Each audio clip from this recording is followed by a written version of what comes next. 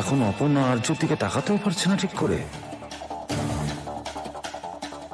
এদের দুজনের এই ব্যাপার স্যাপার না আমি আর নিতে পারছি না। একে তো এস আর ইচ্ছে করে ওয়েট করলো অপর্ণাকে আলাদাভাবে নিয়ে আসবে বলে, তারপর আবার রুমে আমি ওর সঙ্গে আলাদা কথা বলবো। এসব কি করছে ও? আমি যে কথাগুলো বলবো সেখানে কোনো নতুনত্ব নেই, আমি আগেও বলেছি। তবে যারা নতুন রয়েছে তাদের উদ্দেশ্য করে এই কথাগুলো বলা।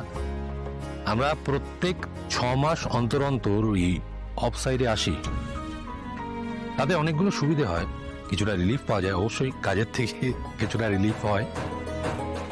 অফসাইডে এলে কি হয়, একে অপরের সাথে আমরা কথা বলতে পারি, আরো ভালো করে চিনতে পারি। তার ফলে আমাদের কাজের ইচ্ছেটা বাড়ে আর এনার্জিও বাড়ে। এর সঙ্গে কিছু ভালো খবরও আপনাদের সকলকে দেব।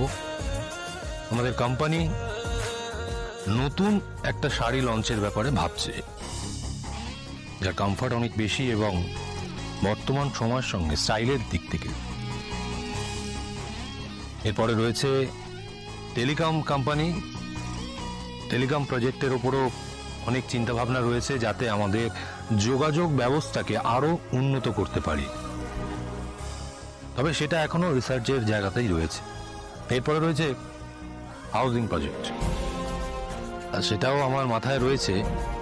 সবই ভাবনা স্তরে রয়েছে। এই ভাবনাগুলোকে আমি বা আপনারা বাস্তবায়িত তখনই করতে পারবো যখন আপনাদের সহযোগিতা পাবো। আপনাদের কোঅপারেশন ছাড়া কোনো কিছুই সম্ভব নয়, এটা আমার বিশ্বাস। ওকে ওকে ওকে এই সিংহ রয় গ্রুপ অফ ইন্ডাস্ট্রিজ আমাদের কোম্পানিকে আমি আরো আরো আরো অনেক বড় জায়গায় নিয়ে যেতে চাই। আমার এই কোম্পানি নিয়ে অনেক স্বপ্ন রয়েছে, দেখা যাক কত দূর সেগুলো পূরণ করতে পারি। আমরা আছি স্যার আপনার সঙ্গে। Thank you very much. এই থাকাটাই আমার কাছে অনেক বড় ব্যাপার। এবং এই কোম্পানির প্রত্যেক মেম্বারকে আমি আমার ফ্যামিলি মেম্বার মনে করি, আমার ফ্যামিলি মনে করি। আর এটা বলার জন্য বলছি না, I mean it, seriously I mean it. আর আপনারা এই ফ্যামিলি আমার স্বপ্ন দেখার জোর, আমার স্বপ্ন পূরণের চাবিকাঠি।